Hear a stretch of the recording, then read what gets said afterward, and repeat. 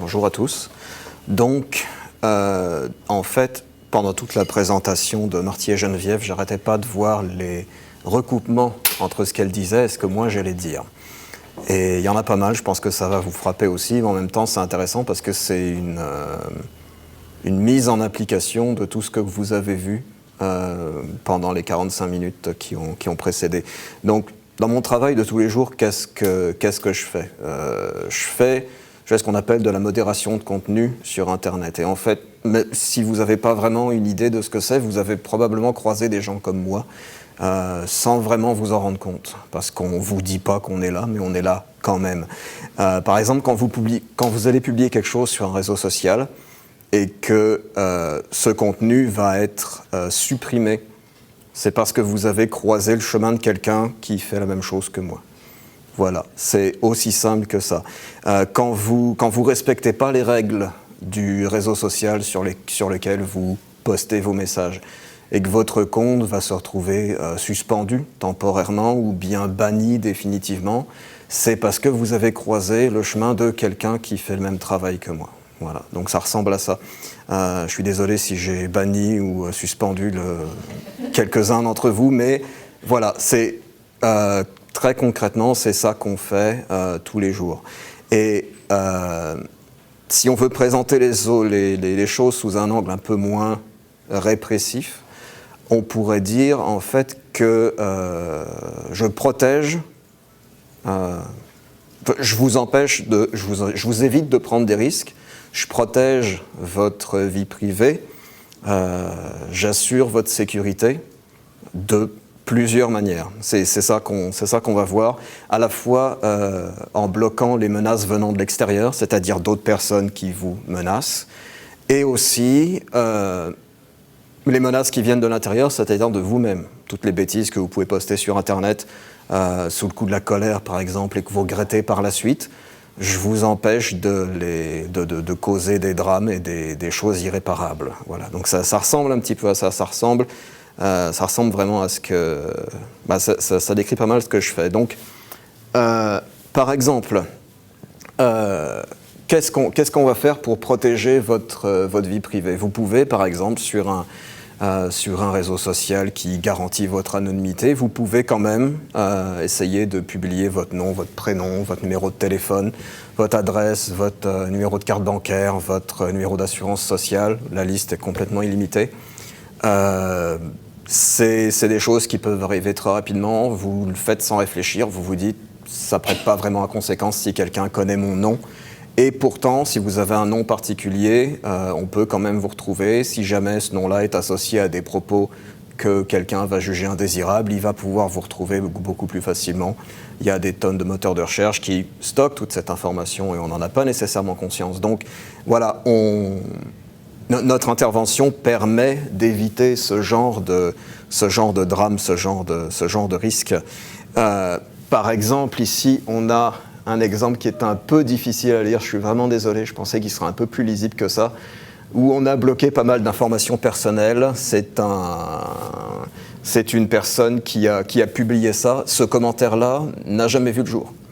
Il a été vu par un de nos modérateurs et il a été bloqué avant qu'il puisse sortir.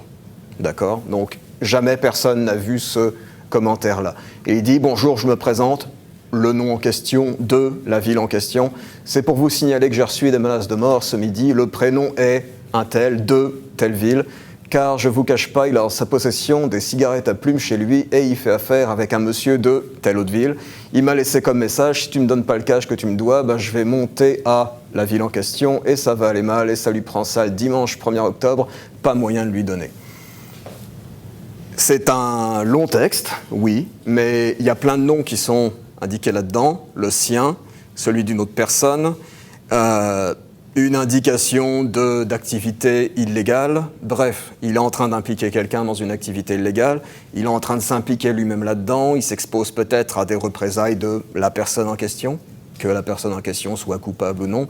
Bref, cette personne-là a pris pas mal de risques et a montré un certain manque de jugement en voulant publier ce genre de choses. Et pourtant, voilà, si on n'avait pas été là, ça aurait été visible par tout le monde, avec potentiellement des conséquences à la fois légales et puis aussi peut-être que cette personne-là se serait exposée à des violences. Donc voilà, c'est le genre de choses qu'on évite. L'autre chose aussi qu'on vous évite, c'est un peu dans la continuité de ce que je disais, c'est des poursuites. De temps en temps, sous le coup de la colère, vous pouvez faire des menaces de mort. Vous pouvez faire de la diffamation. Vous pouvez tenir toutes sortes de propos illégaux, même si vous n'en avez pas vraiment conscience, parce qu'on ne connaît pas tous la loi par cœur. Donc on peut de temps en temps tenir des propos qu'on pense qui sont tout à fait corrects. Et en fait, ça nous expose à des poursuites. Là, on a quelques petits exemples. Alors, j'en ai deux en anglais. Le premier qui est encore une fois très difficile à lire, je suis désolé, mais j'ai mis en gros ce qui était le plus important là-dedans. Jews like her should have been slaughtered in the fucking Holocaust. Typical leftist cunt. Bon, en dehors de l'élégance, on est dans le souhait qu'il arrive à cette personne-là quelque chose de fort désagréable. Et même si c'est quelque chose qui pourrait ne pas être légalement répréhensible, il nous empêche que, par exemple, si on établit le lien entre ce propos-là et imaginons que ça soit dit par une figure publique, quelqu'un que tout le monde connaît, de très respectable, de très pondéré, qui d'un seul coup décide de se lâcher sur un réseau social en publiant ce genre de choses, forcément son image va en souffrir grandement. Et ça, bon, en fait, c'est un très bon exemple de, encore une fois, quelque chose qui n'a pas été publié, qui a été bloqué par un de nos modérateurs. On a évité à cette personne de s'exposer de cette manière. Voilà, donc on a protégé cette personne contre elle-même, en gros. Le deuxième exemple, ça aussi c'est un exemple assez intéressant. Bad place needs a good fire. Là on est dans le domaine du souhait, c'est-à-dire je souhaite que cette maison, que cette entreprise brûle. Imaginez maintenant, 2 jours après que ce texte soit posté, imaginez que l'endroit en question brûle. Là ça peut être intéressant, c'est-à-dire que cette personne-là forcément risque de se retrouver interrogée par la police. Il y a probablement aucun lien entre les deux, peut-être que c'est juste un hasard complet. N'empêche que, voilà, il y a quand même quelque chose qui se passe ici, et cette personne-là n'était absolument pas consciente du risque qu'elle prenait en postant ce genre de message sur un réseau social. Le troisième exemple, là on est dans le domaine du très subtil. Google sait tout. Ça, sans contexte, c'est pas très évident. À mesurer l'impact de ce message-là, en vous donnant un petit peu plus de contexte. Encore une fois, c'est assez délicat, mais ça a été posté, ça a été publié en lien avec une entreprise tenue par quelqu'un qui a subi des déboires judiciaires il y a quelque temps et qui cherchait à protéger sa réputation en se refaisant une nouvelle identité. Et là, ce message-là, quand on le lit dans ce contexte, il prend tout son sens. C'est-à-dire que t'as beau essayer de te cacher, on va toujours te retrouver, on saura où t'es, on saura la nouvelle identité que tu prends, on saura où t'habites, et à un moment donné, tu vas avoir mal. Voilà. C'est toute la déduction qu'on peut faire de ça avec juste ces 3 mots, avec un bon paquet de points de suspension derrière, lourd de sous-entendus, bien entendu. Donc, ça, c'est des choses qui, encore une fois, on va intervenir sur ces exemples-là pour éviter aux gens qui désirent publier ce genre de contenu de passer dans le domaine de l'illégalité, de passer dans le domaine de la menace, de ruiner leur image publique s'ils en ont une, ce genre de choses. Et de manière générale, on est ici pour vous éviter de passer pour un idiot. C'est-à-dire que, par exemple, quand vous êtes sous le coup de la colère, vous allez publier des choses que vous allez regretter peut-être 5 minutes après, mais c'est trop tard. Pendant ces 5 minutes, admettons qu'après, vous avez quand même le temps de supprimer ou de modifier votre message. Pendant ces 5 minutes, il y a des gens qui ont pu le voir. Il y a des gens qui ont pu prendre des captures d'écran. Il y a des gens qui ont pu reposter tout ça. Et ça, vous n'avez plus aucun contrôle là-dessus. Vous n'avez plus aucun contrôle sur ce message. Même si après vous l'avez modifié, c'est un peu tard. Quand vous avez bu un coup de trop, quand vous avez le jugement qui est altéré d'une quelconque manière, c'est sûr que ça peut faire très très mal. Et mettons ça, renversons un petit peu la perspective. Notre travail vise aussi à vous protéger contre les gens qui font preuve d'un certain manque de jugement, voire d'un manque de jugement certain, c'est-à-dire qu'on vous protège contre les gens qui souhaitent vous menacer en ligne, qui souhaitent dévoiler vos secrets en ligne, qui souhaitent dévoiler votre identité, vous insulter, vous harceler d'une quelconque manière. C'est aussi notre travail de faire ce genre de choses. Et c'est aussi des évaluations qu'on fait plusieurs dizaines, plusieurs centaines de fois chaque jour. Voilà. Ça c'est un magnifique exemple d'une illustration de quelque chose un petit peu stupide. Grumpy old fart who likes to use profanity. Évidemment, le message se réfère pas mal à lui-même, de manière assez ironique. C'est-à-dire que là, on est face à quelqu'un qui n'a pas trop réfléchi en écrivant ça, encore une fois.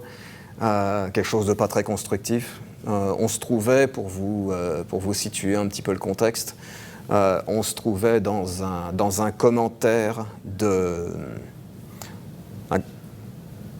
un commentaire d'entreprise. Pensez à un portail, par exemple, un portail du style Yelp, où vous allez pouvoir publier des reviews de restaurants, ce genre de choses. Voilà, c'est tout à fait le genre de choses qu'on pourrait dire, par exemple, je ne sais pas, quelqu'un qui décide de faire une review de restaurant, puis qui décide de parler de la manière dont se comporte le serveur, par exemple. Ça ne met pas le serveur dans une position très très brillante, mais ça ne met pas celui qui a publié ce commentaire dans une position très très brillante non plus. Donc en fait, on décide d'épargner l'image publique des deux personnes en juste retirant cette publication. Aussi, un des rôles qu'on a, c'est de vous éviter de mourir. Et là, c'est un petit peu bizarre de dire ça comme ça, mais je vais vous expliquer ça. En fait, on essaye aussi d'identifier et de supprimer les menaces qui pèsent sur votre vie quand vous cherchez vous-même à attenter à votre vie. Des fois, vous n'allez pas bien, puis ça arrive à tout le monde, et vous décidez d'en parler sur Internet, parce que sur Internet, on ne va pas vous juger. Vous parlez à des gens qui ne vous connaissent pas, vous parlez à des gens qui sont peut-être qui sont complètement anonymes, et puis ça peut vous faire du bien. Et des fois, ça marche. Mais le souci, c'est quand vous avez vraiment envie de mettre fin à votre jour et que vous commencez à l'annoncer. Là, forcément, si personne ne réagit, si personne ne signale ces problèmes-là, si personne ne fait l'effort de vous retrouver, de savoir où vous êtes, d'essayer de comprendre si vous avez vraiment l'intention de mettre fin à vos jours, à ce moment-là, il peut, en fin de compte, avoir des conséquences très très néfastes pour vous. Donc, ce qui se passe, c'est que on va essayer de vous retrouver, on va essayer de retrouver où vous habitez, par exemple avec des choses comme si on a vos coordonnées de paiement, c'est des choses qui peuvent servir, ou bien votre adresse IP, une information qui peut servir aussi. Et on va entrer en communication avec la police dans le pays ou dans la province où vous habitez pour tenir les autorités locales au courant de ce qui se passe à votre sujet. Et j'ai précisé même pour rire, parce qu'on reçoit beaucoup de ces fausses menaces. On reçoit beaucoup de ces fausses menaces. Par exemple, dans mon travail, je gère aussi, alors pas seulement des alertes de ce genre-là, mais on reçoit tout simplement des demandes de support à la clientèle, des choses très très diversifiées. Et de temps en temps, on peut recevoir, c'est un style de message qu'on reçoit assez souvent, qui est donnez-moi 10 pièces d'or, sinon je me tue. Voilà. Et on fait le compte, on se dit, bon, 10 pièces d'or, c'est l'équivalent d'un dollar. On se dit, ok, cette personne veut $1, sinon elle se tue. Ok, peut-être qu'on n'aura pas tendance spontanément à considérer ça comme quelque chose de très très critique. On va se dire, ok, il essaye peut-être juste de nous avoir par les sentiments, et cette personne n'a pas vraiment l'intention de se suicider. Malgré tout, on est dans une optique où on ne peut pas prendre de risques. Parce que peut-être que cette personne-là, en fait, c'est ce qu'elle cherche. Peut-être que cette personne, son but en se levant ce matin-là, c'était je vais me lever ce matin, je vais vivre de manière tout à fait normale, mais j'attends que quelqu'un me dise non, peu importe.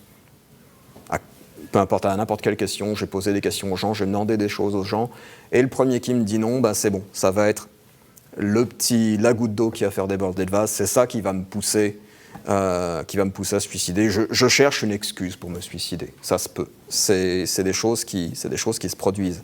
Et en fait, on veut bien évidemment pas être cette personne, et on veut évidemment venir en aide à cette personne. Donc, c'est pour cette raison que même des alertes de ce genre, qui n'ont pas l'air très sérieuses, qui ont l'air assez inoffensives en elles-mêmes, on est obligé de les considérer avec le même sérieux que les alertes beaucoup plus circonstanciées. Si on prend des exemples un petit peu de choses qui ont été dites il y a 3 quarts d'heure, je vais me tuer ce soir à telle heure avec telle arme, je vais diffuser ça en direct sur telle chaîne YouTube, etc. Bon, là c'est beaucoup plus circonstancié. Évidemment que c'est une alerte qu'on va prendre très au sérieux, mais même l'exemple que je vous ai donné il y a 2 minutes, c'est quand même un exemple qu'on va traiter de la même manière. À notre niveau, on ne peut pas prendre de risque, parce qu'on a une image qui est l'image du propriétaire du réseau social, sur lequel le drame est en train de se produire, quel que soit ce drame. On a notre image à nous, parce qu'on ne veut pas passer pour une compagnie qui ignore ce genre de problème. On considère également le fait que si cette personne se suicide, il y a plein de gens qui vont être impactés par ça. Les 2 compagnies en question, la famille, les amis de la personne, les gens avec qui cette personne interagit sur le réseau social, bref, tout un tas de choses qui font qu'on ne veut pas prendre ce genre de risque. Et donc nous, on évalue tout ça, toujours, toutes ces menaces, on les évalue toujours comme si elles étaient sérieuses. On ne fait aucune distinction. Maintenant, en pratique, donc comme je vous disais il y a quelques minutes, on communique avec la police pour les prévenir de ce qui se passe. Et selon le pays où on appelle, on va se rendre compte, là par contre, que la menace n'est pas du tout perçue de la même manière. Il y a des gros contrastes selon les pays. Quelqu'un qui, par exemple, qui vit au Canada, qui vit en Belgique, qui vit en Allemagne, qui vit en République tchèque, en France, en Grande-Bretagne, on a toujours eu dans ces pays-là une très bonne écoute de la police. Ils font des suivis, ils nous rappellent s'ils ont besoin d'informations supplémentaires, ils font un suivi sérieux. Ils nous ont même appelés quelques fois après être allés chez la personne en question, soit pour nous rassurer, soit pour nous dire, alors pas c'est trop tard, ça j'ai jamais eu, mais pour nous dire vous avez bien fait parce que ça s'est joué à quelques minutes, par exemple. Donc dans ce cas-là, on est très content d'avoir appelé.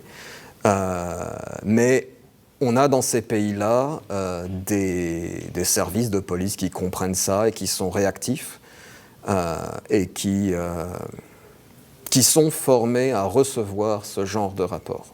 On a ça beaucoup. On a d'autres pays où, au contraire, si on a envie de se suicider, ça part un petit peu moins bien. C'est-à-dire que ça va être plus difficile de communiquer avec la police dans ces pays-là. On a, par exemple, bizarrement, on a les États-Unis, on a la Pologne, on a le Brésil, on a la Russie, on a le Japon, qui pourtant, avec le nombre de suicides qu'ils ont là-bas, on pourrait penser qu'ils sont un petit peu plus sensibles à ça, mais pas vraiment. Et dans ces pays, on a plusieurs réactions. On a par exemple une réaction assez typique qui est « ça arrive sur Internet, donc c'est pas vrai ». Cette personne-là, c'était peut-être pas lui qui a posté ça. Ok.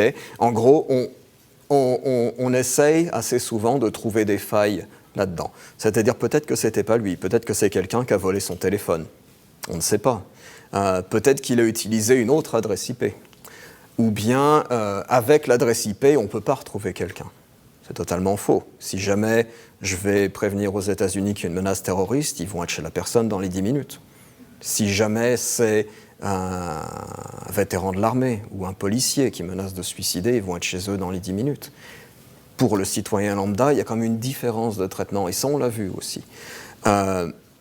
Donc on a des fois j'ai même eu la question, de moins en moins, parce qu'il y a une amélioration générale, mais j'ai eu cette question de qu'est-ce que c'est une adresse IP ? Vous n'avez pas la véritable adresse, avec une adresse IP, on ne peut rien faire, rien du tout.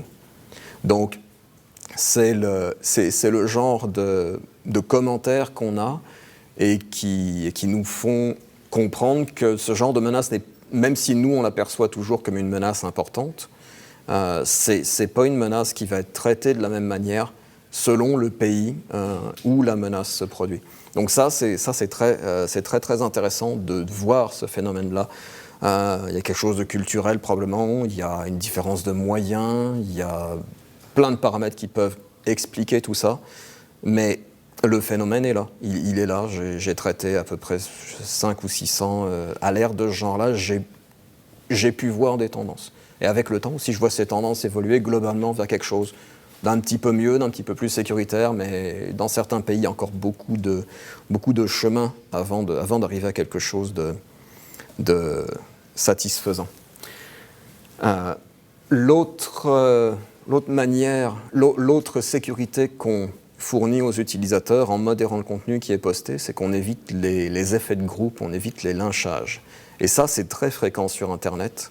Quand vous avez des gens qui vont réagir en groupe à quelque chose sans nécessairement savoir ce qui se passe, c'est très facile de lire le début d'un article et de faire un like sans avoir lu la suite. Il se peut que si on continue à lire l'article, on n'est absolument pas d'accord avec ce qui a été dit. N'empêche qu'on a fait le like. Et puis, il paraît ça veut dire qu'on approuve l'intégralité de l'article, ce qui n'est pas le cas. Et là, c'est un peu pareil, c'est-à-dire qu'on va réagir dans l'émotion, on va réagir face à des nouvelles qui sont tronquées, parcellaires, on va réagir sans connaître, sans voir l'intégralité de ce qui s'est passé, et on se retrouve avec des gens qui veulent la mort de quelqu'un sur une rumeur.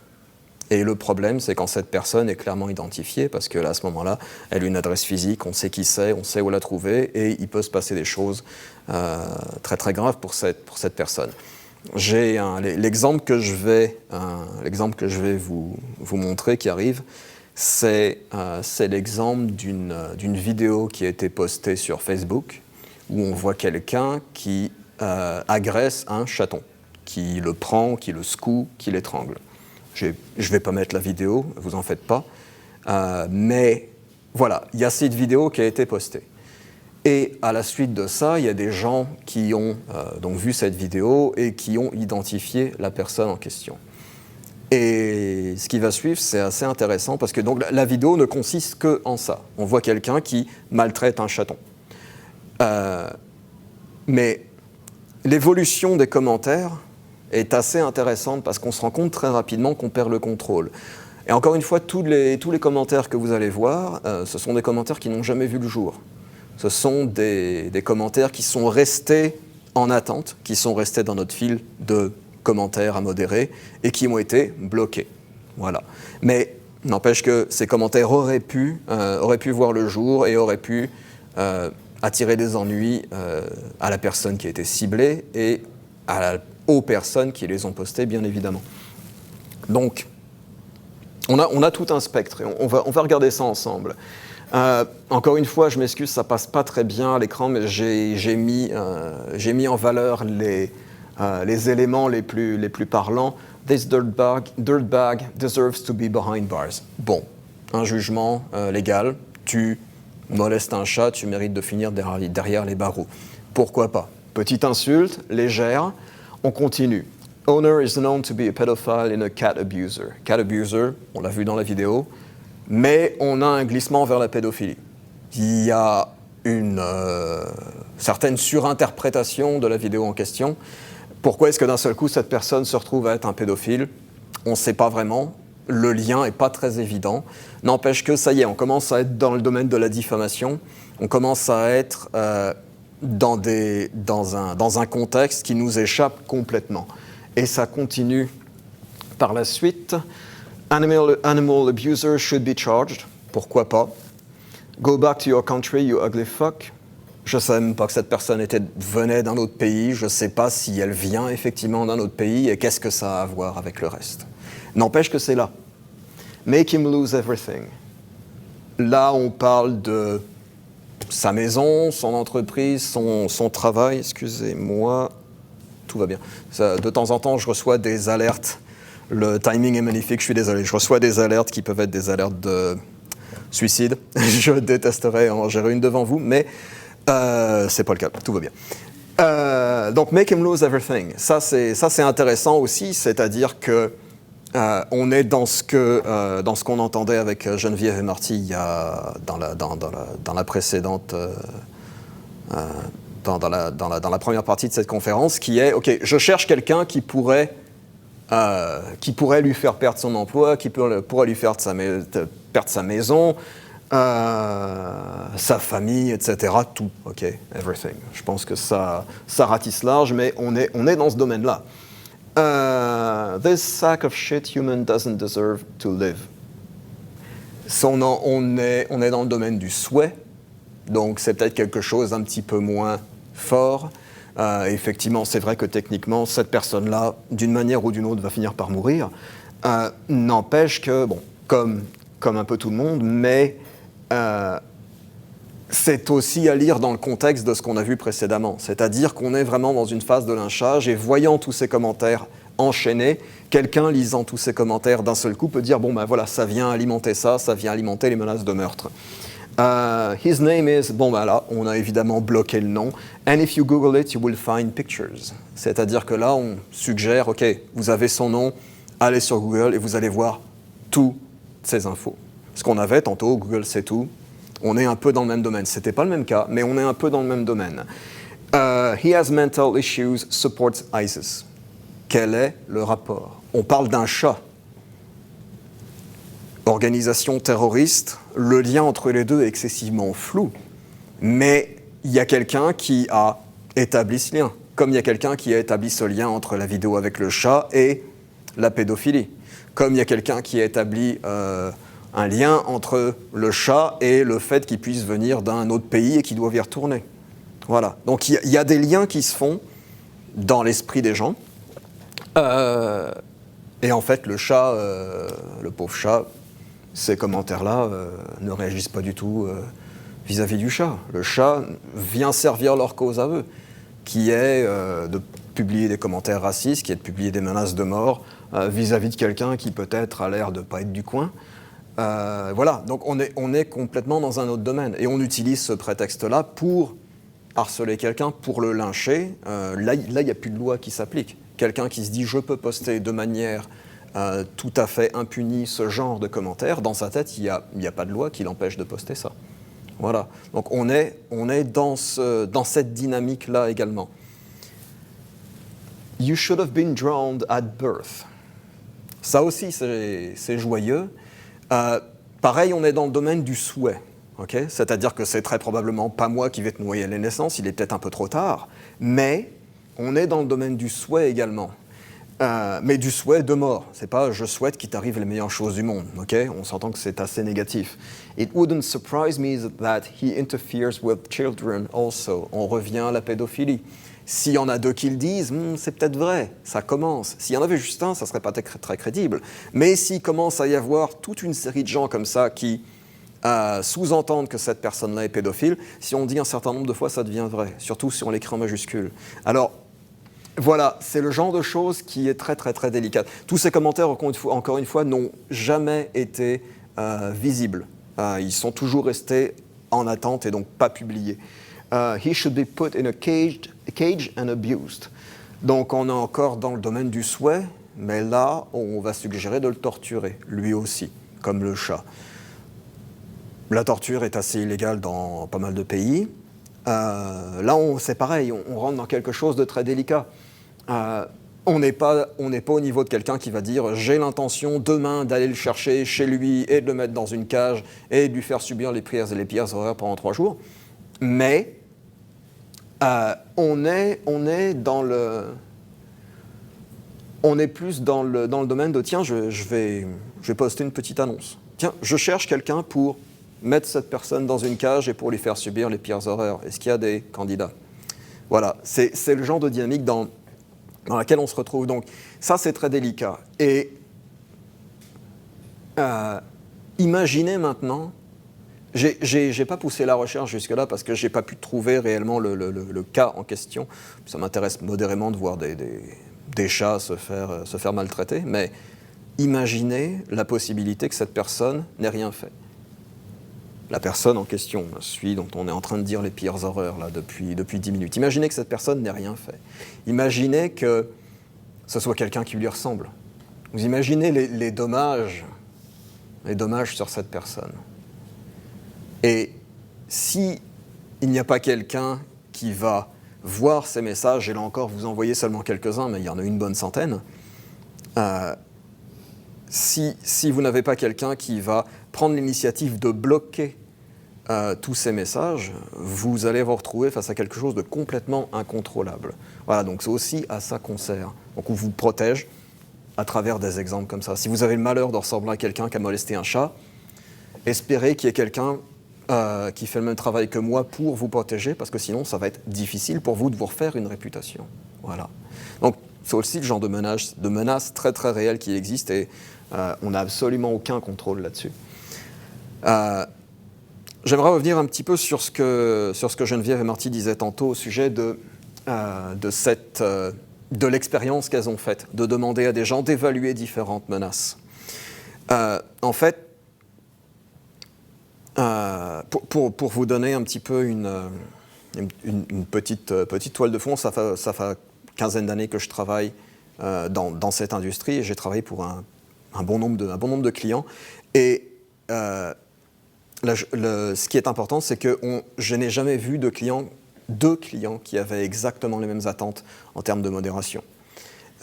J'ai toujours vu des nuances ou bien des choses qui étaient diamétralement opposées et des choses des fois assez surprenantes. En fait, comment vous expliquer ça? On a plusieurs variables qui vont rentrer en ligne de compte. Déjà, on a l'expérience du client. C'est-à-dire que vous pouvez avoir d'un côté des clients qui savent exactement ce qu'ils veulent, qui ont réellement pensé à tout ce qu'ils voulaient en termes de modération. Ça on veut pas, ça on laisse passer, ça ne passe pas. Voilà les règles, avec des limites très très précises et des exemples. Ça nous est arrivé, c'est rare, mais ça nous arrive. Et à l'autre bord, de l'autre côté du spectre, ça c'est plus souvent, on a des gens qui au contraire ils viennent vers nous en nous disant on aimerait que vous modériez notre communauté. C'est tout. Aucune instruction supplémentaire. Un peu comme dans les exemples que vous avez, c'est-à-dire, tenez, qu'est-ce qui vous choque? Modérez selon votre affect, modérez selon votre expérience personnelle, votre situation sociale, vos opinions politiques, religieuses, etc. Mais d'un modérateur à l'autre, ça ne va pas être la même chose.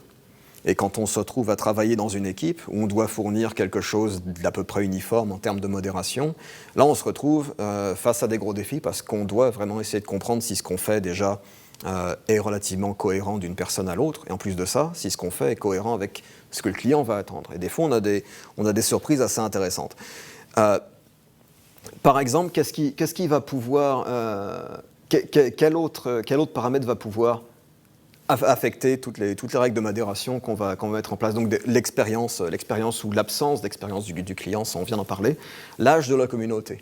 On ne va pas du tout modérer la communauté de la même manière si c'est une communauté qui est principalement composée d'enfants, d'adolescents ou d'adultes en majorité. Souvent c'est assez mélangé, mais on peut toujours voir des dominances.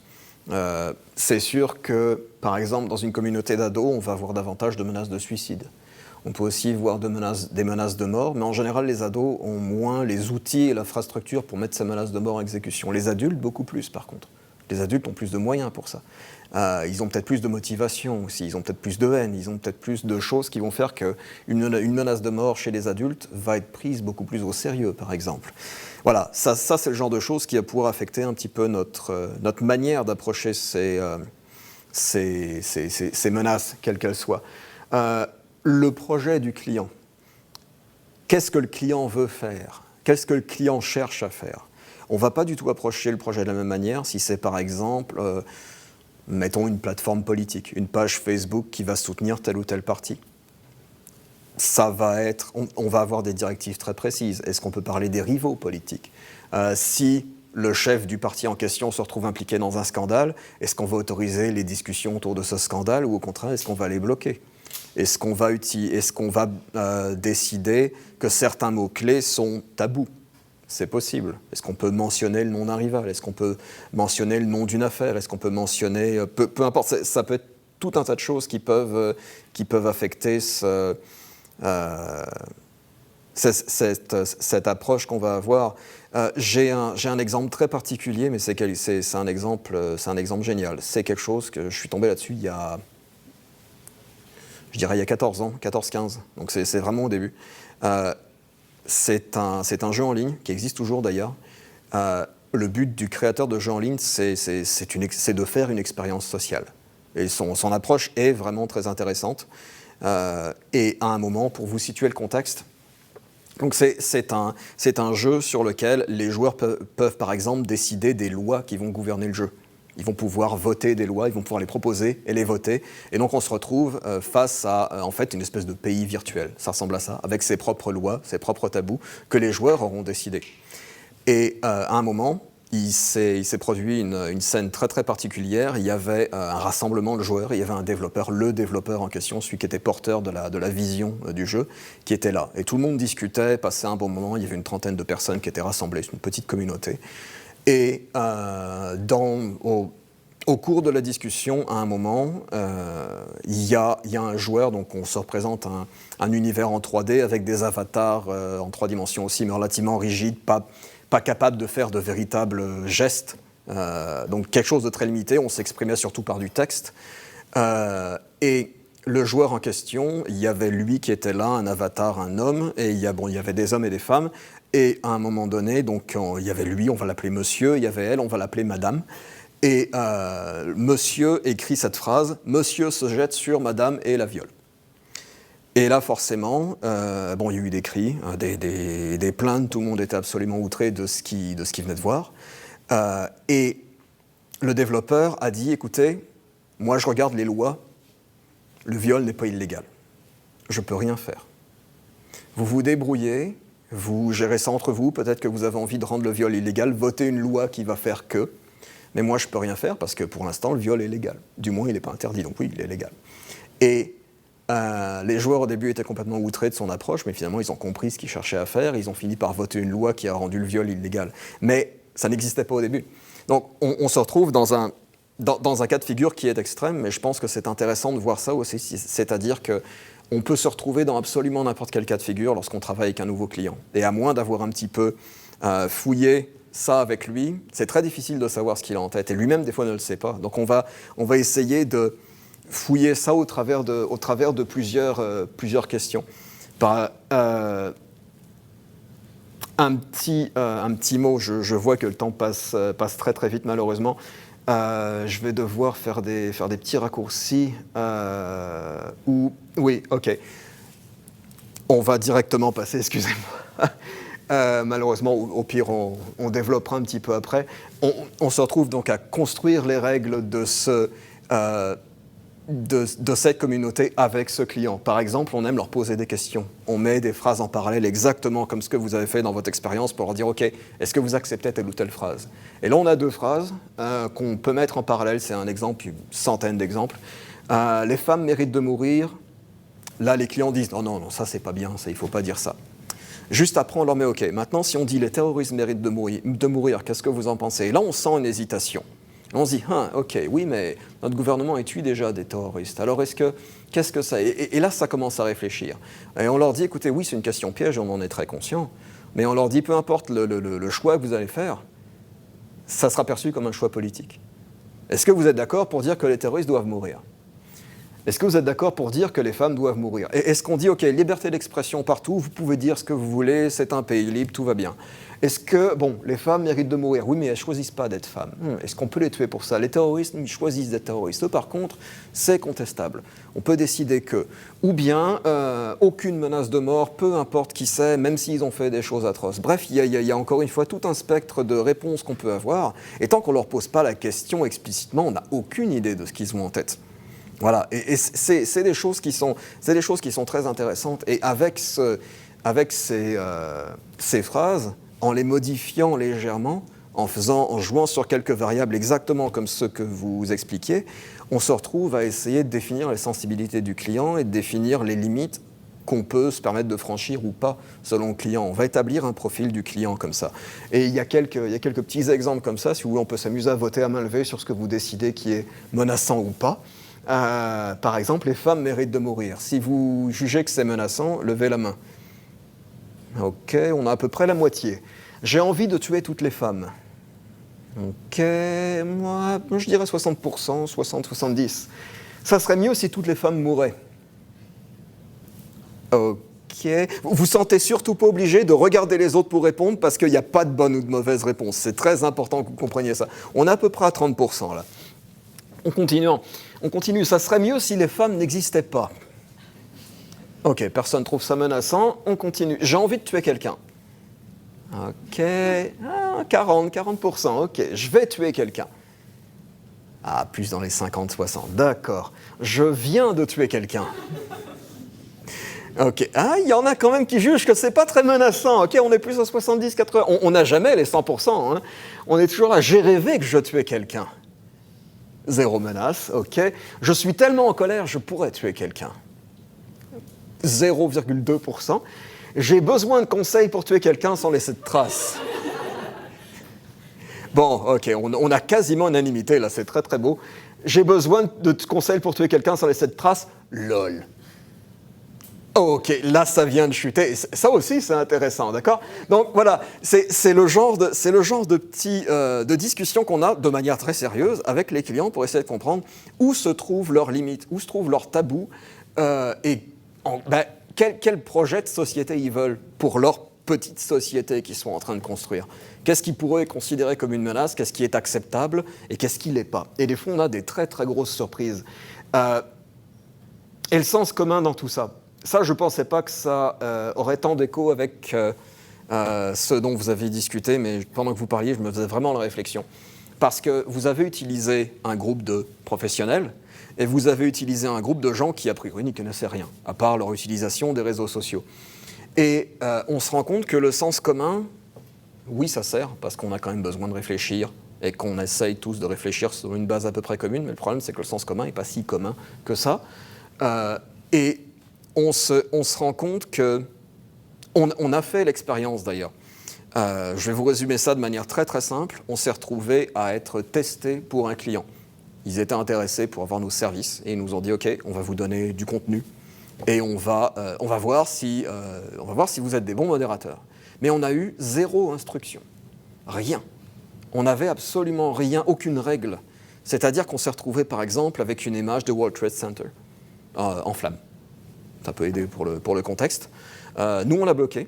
Parce qu'on s'est dit, OK, le contenu est principalement, il est à destination des États-Unis, puis c'est comme une blessure qui, même si ça fait quand même pas mal d'années que c'est là, ça reste assez profond.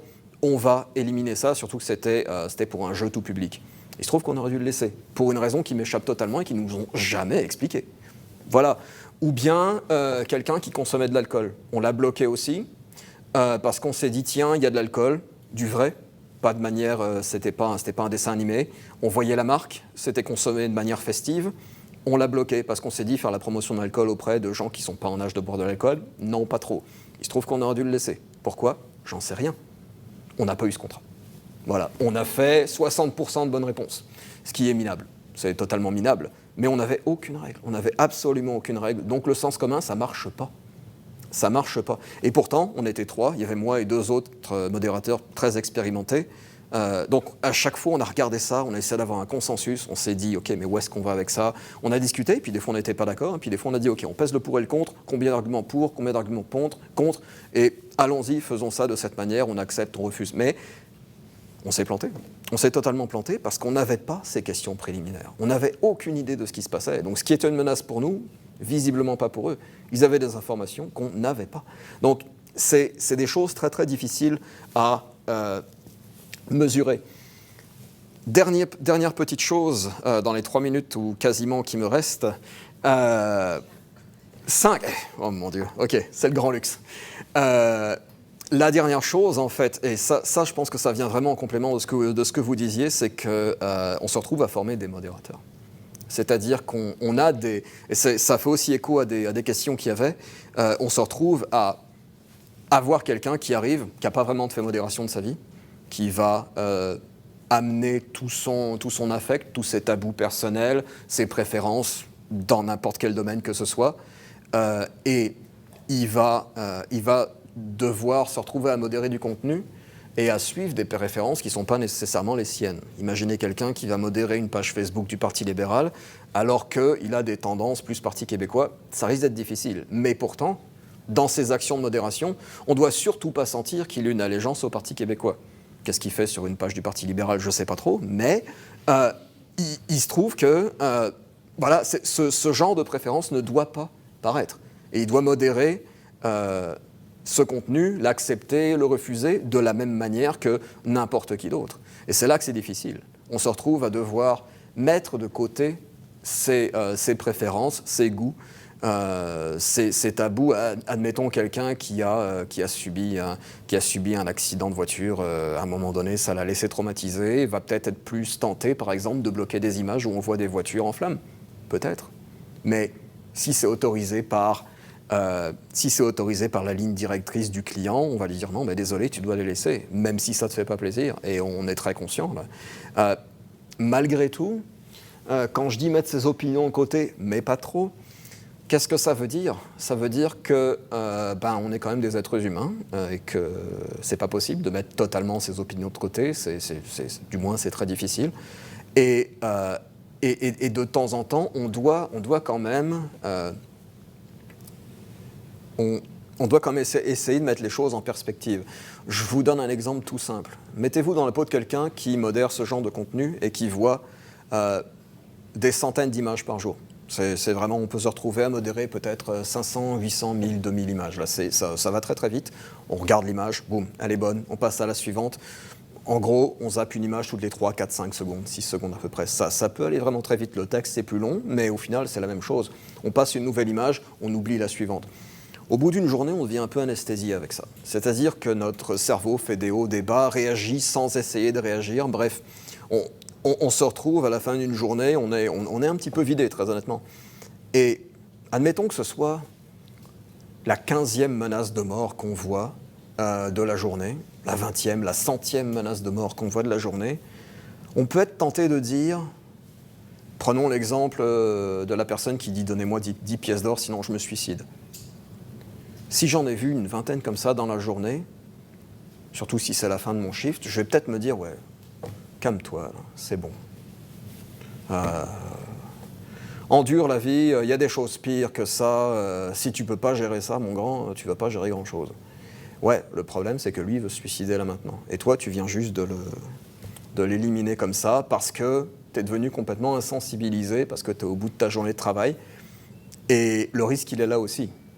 On ne va pas nécessairement percevoir cette menace de la même manière selon ce qu'on a mangé le midi, selon notre état de fatigue, selon ce qui va ou ce qui ne va pas dans notre tête. Et malgré tout ça, il faut garder l'esprit ouvert, il faut essayer de voir à chaque fois ces menaces d'un air nouveau, et c'est tout un défi.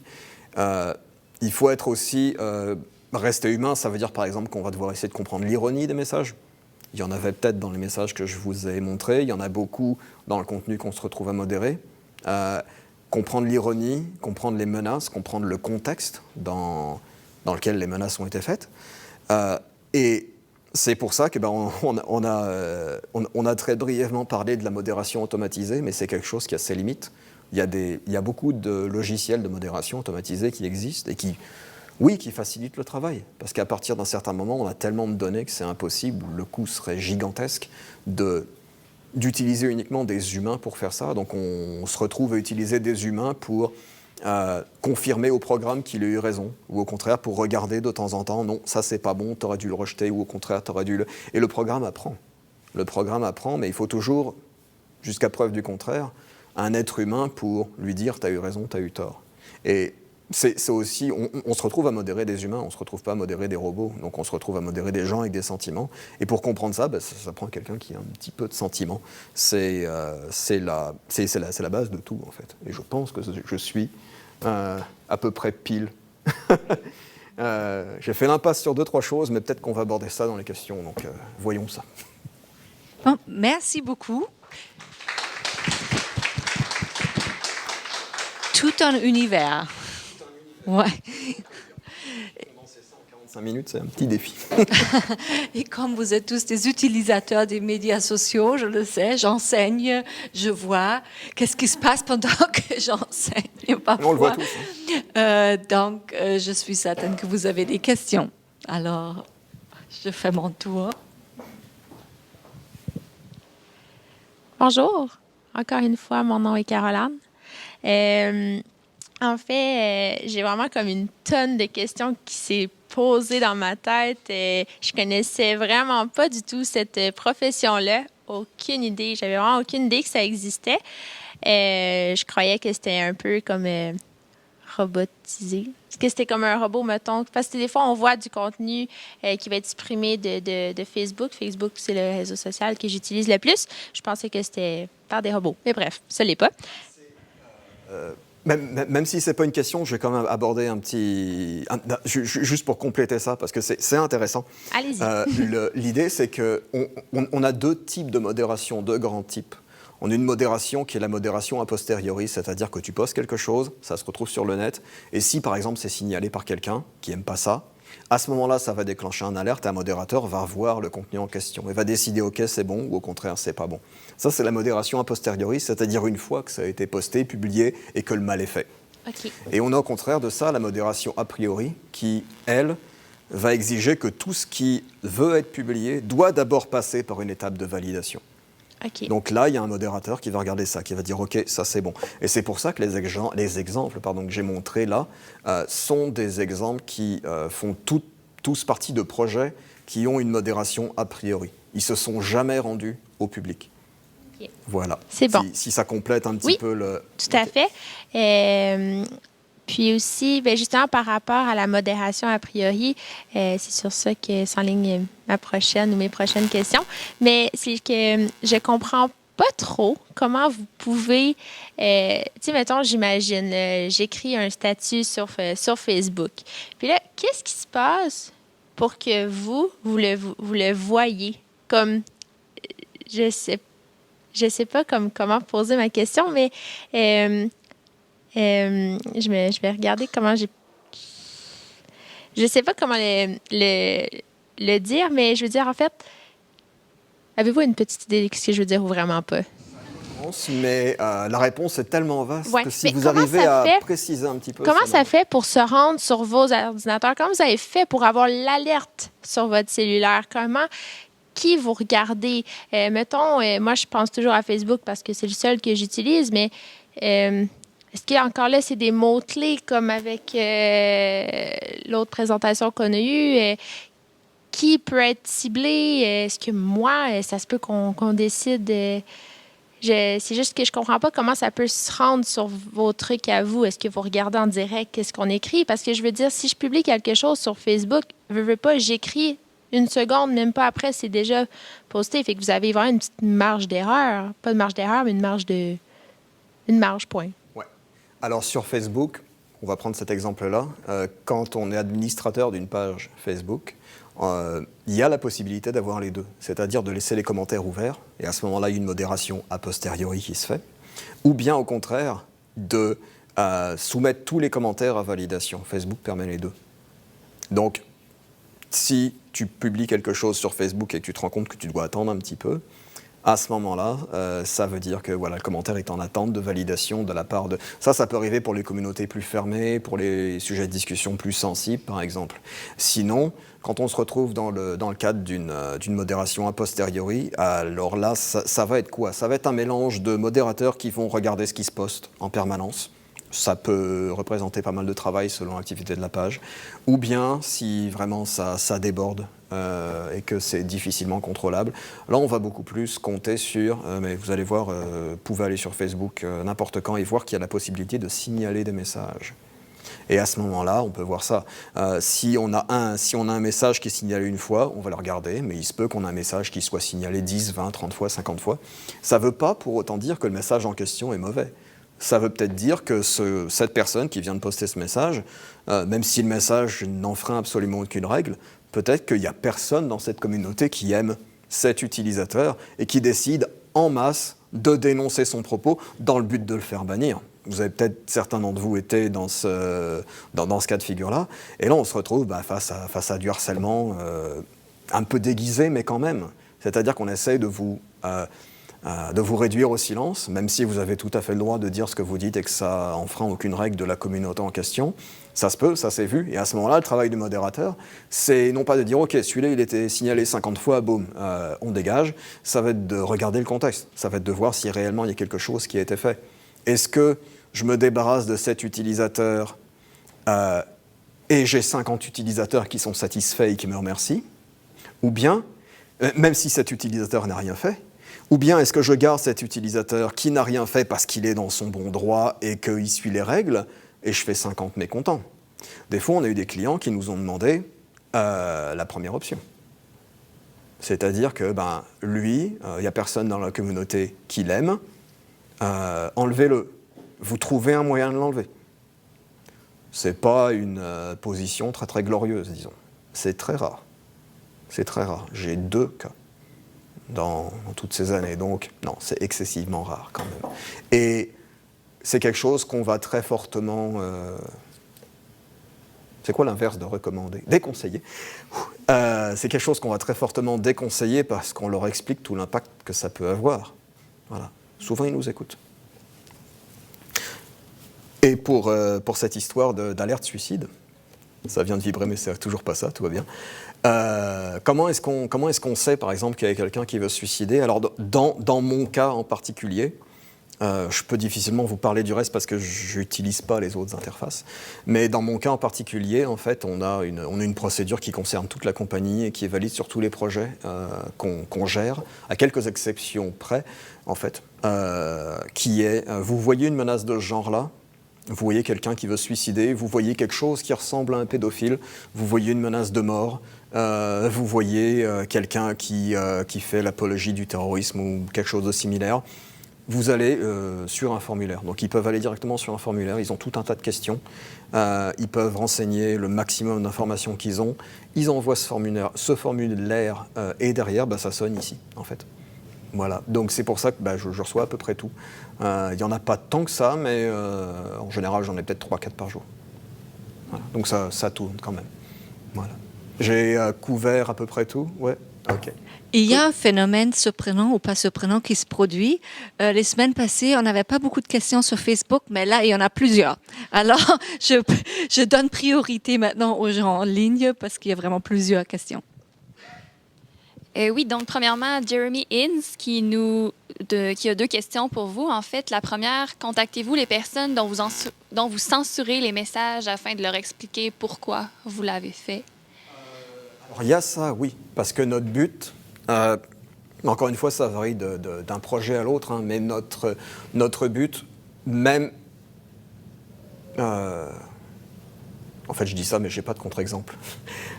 Notre but, c'est d'expliquer ce qui s'est passé, d'expliquer pourquoi on a retiré votre message. C'est principalement un but éducatif. C'est quelqu'un qui va commettre un petit impair, on va lui expliquer, ok, ça se dit pas. Mais on ne va pas te bloquer ton compte pour autant parce que c'est bon, tu n'as pas incité à la mort de quelqu'un, par exemple, ça va. Pour les menaces les plus sévères, ça peut directement mener au blocage du compte, mais à chaque fois, il y a une explication de ça. Globalement, c'est ça. C'est-à-dire qu'on a plus une portée, une visée éducative que répressive. À un moment donné, oui, il faut être répressif si les personnes ne comprennent pas le message. Il faut être répressif si, dès le début, on se rend compte que ça va être très, très difficile de récupérer un cas comme ça. Mais c'est rare. C'est rare. Il y a toujours des exceptions. J'essaie de trouver des exemples là, mais... écoute, non, oui, ça répond pas mal à la question, je pense. Même si c'est un peu court. Merci. Puis ensuite, je voulais savoir, repérez-vous des cas de personnes qui peuvent se radicaliser? Puis si oui, est-ce que vous les référez à la police? Ça rentrerait pas mal dans ce que je viens d'expliquer au sujet des alertes que nos agents peuvent envoyer par des formulaires. Alors, tiens, non, ça c'est une très bonne question parce qu'en fait, ça me permet d'élaborer sur un point. Nous ne gérons pas, par exemple, on ne va pas argumenter, on ne va pas discuter avec cette personne si on sent qu'elle est en train de se radicaliser. C'est pas notre rôle. De même qu'on ne va pas directement discuter avec une personne qui menace de se suicider pour lui dire « écoute, la vie n'est pas si mal, voilà, il y a plein de choses à faire, sois heureux, etc. » C'est pas notre rôle. Parce que pour faire ça, ça prend des gens qui sont très entraînés, qui ont une formation très spécifique. Cette formation, on l'a pas. Donc en fait, lorsqu'on va interagir avec ces gens-là, prenons l'exemple de la radicalisation, c'est sûr qu'on va pas gérer ce cas comme ça, c'est beaucoup trop sensible pour nous. Donc ça va directement à la police, par exemple. Et puis la police connaît peut-être l'historique de cette personne-là, va voir si effectivement si c'était quelqu'un qui était fiché, par exemple, ou au contraire, un nouveau potentiel terroriste à surveiller, etc. Mais ça c'est quelque chose qui nous dépasse complètement, parce qu'on n'a pas cette information-là sur la personne. On la connaît juste parce qu'elle a pu faire sur le réseau social en question. Mais c'est ça, la police a vraiment beaucoup plus d'informations là-dessus. Et à chaque fois, on va rediriger ces alertes-là vers la police, et la police va pouvoir décider ou pas de faire quelque chose. Mais en fait, quand on prévient la police, on transfère la responsabilité de la gestion de cette alerte sur la police. La police décide. S'ils font rien, c'est leur choix. S'ils font quelque chose, c'est leur choix aussi. Mais nous, la responsabilité, à partir du moment où on la transmet à la police, elle n'est plus à nous. Voilà. C'est aussi pour ça qu'on le fait. Merci. Puis, il y avait une deuxième personne qui avait des questions aussi. Fawaz Zaya, qui demandait premièrement si vous êtes déjà arrivé de recevoir des feedbacks de la police, vous informant après investigation que vous avez eu raison de les contacter. Vous en avez un petit peu parlé tout à l'heure. Non, ça arrivait très clairement. Très clairement. C'est rare. C'est rare. Honnêtement, là, on doit être à 600, 650 alertes. Si j'ai reçu une dizaine d'appels pour me tenir au courant, c'est tout. C'est le maximum. Ils m'ont déjà contacté pour me demander des compléments. Ça, c'est beaucoup plus fréquent. Ça arrive qu'ils aient besoin de telle ou telle information. Il y a des choses qui peuvent de temps en temps ne pas être en notre possession. Là, ils nous les demandent quand même. On doit leur dire que non, on ne les a pas. Mais oui, ça c'est plutôt fréquent. Mais qu'ils nous contactent après coup, c'est rare. Quand ça arrive, en fait, j'ai toujours été très content quand ils nous contactent, parce qu'ils ne nous ont jamais contactés en nous disant c'est trop tard. Ça, ils ne nous l'ont jamais fait, puis quelque part, je les remercie. Mais ça se peut que ce soit arrivé. On ne l'a jamais su. On a toujours su quand ça avait servi à quelque chose, et quand ça arrive, on se dit qu'on a très bien fait de se lever le matin. En fait, c'est ça. C'est plutôt plaisant comme sensation. Ensuite, une autre question que vous avez un petit peu abordée aussi durant la conférence, c'est les modérateurs préfèrent-ils que les clients aient des attentes précises ou les laissent plutôt modérer selon leur libre arbitre, leurs expériences, etc.? Okay. Des attentes précises, beaucoup plus. Parce qu'on sait que si on nous dit « tenez, allez-y, faites-vous plaisir, enlevez ce qui ne vous plaît pas », on va droit dans le mur. Chacun va venir avec ses préférences, avec ses tendances, avec son éducation, avec tout ce qu'il a pu vivre dans sa vie. Et on va se retrouver... Le grand risque, c'est qu'on se retrouve face à des modérateurs qui ne réagissent pas tous de la même manière. Donc par exemple, disons que vous essayez, dans un contexte de modération a priori, donc rien n'est posté sans approbation préalable d'un modérateur. Vous essayez de publier quelque chose qui est un petit peu limite, avec de l'ironie, avec des insultes, avec des menaces à divers degrés. Vous essayez de publier ça, boum, c'est rejeté. Et puis on va vous expliquer pourquoi, il y aura un message automatisé qui va vous expliquer, ok, ça a été rejeté pour telle ou telle raison, par exemple. 5 minutes plus tard, vous réessayez. On a à peu près une douzaine de modérateurs qui modèrent tout le contenu, par exemple. Là, vous tombez sur un autre modérateur.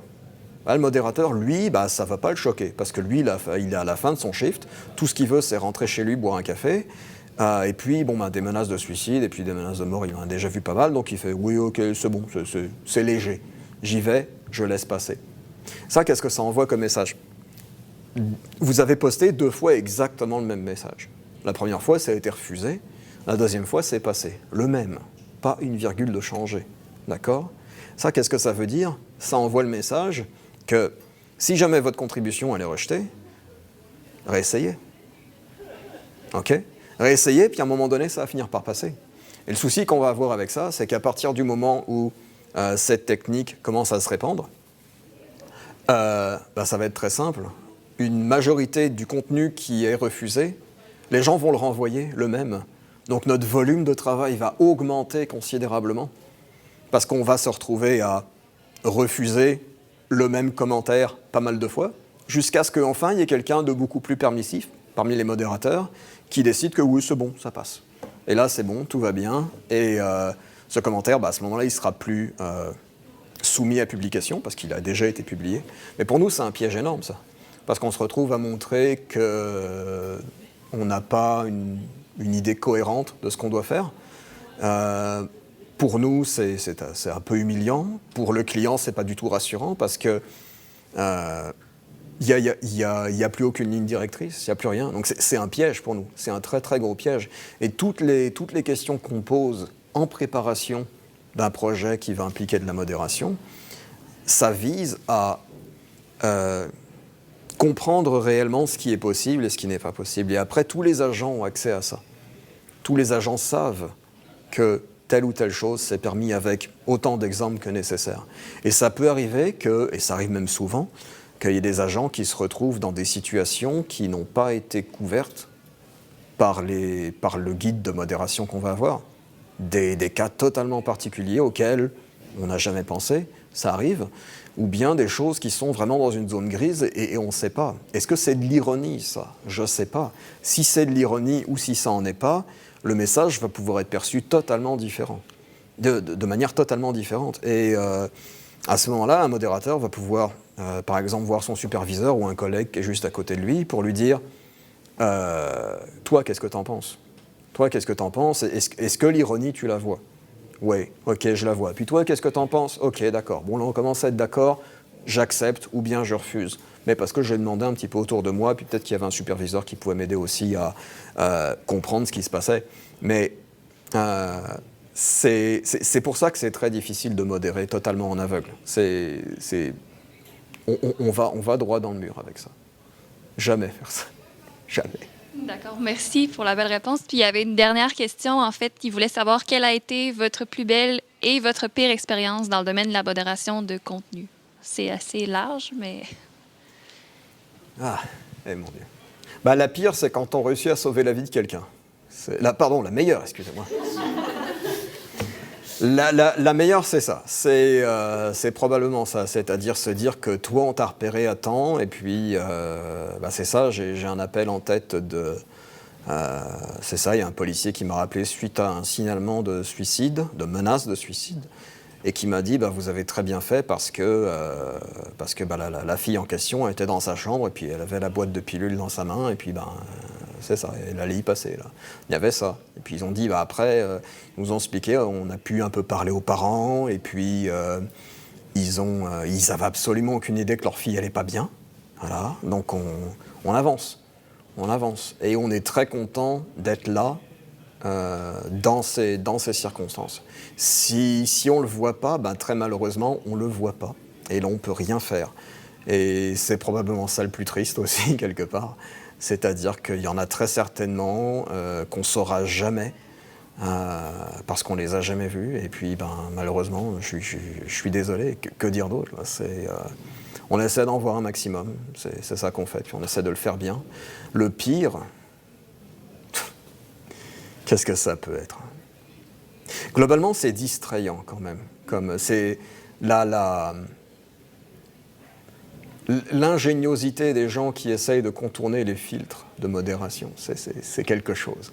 Qui essaient de nous tromper, qui essayent depuis là, on les voit venir et puis c'est beau. Mais le pire, c'est probablement c'est cette histoire de compagnie qui nous a demandé un essai sans aucun outil. Nous, on a essayé de faire ça comme on a pu, sérieusement, on a bricolé ça, on est allé voir le jeu en question, on est allé voir sur le site s'ils avaient des règles de communauté déjà publiées, rien du tout. On a été voir le classement du jeu en question. Vous savez, il y a des classements d'âge, etc. Donc on a trouvé tout public. Ah, super, ça ne nous aide pas. Voilà, ça nous aidait un petit peu. Mais c'était très difficile. Et on s'est radicalement planté. Et on n'était pas fiers. On a justifié ça après coup. On a détaillé tout notre processus de raisonnement pour chaque cas où ils nous ont dit là, vous êtes planté, là, vous êtes planté, là, vous êtes planté. Et on a pu reconstituer tout notre raisonnement, mais ça n'a pas suffi. Et on n'a jamais su quel était leur raisonnement à eux. Et ouais, c'est frustrant ça, parce qu'on ne saura pas. Voilà.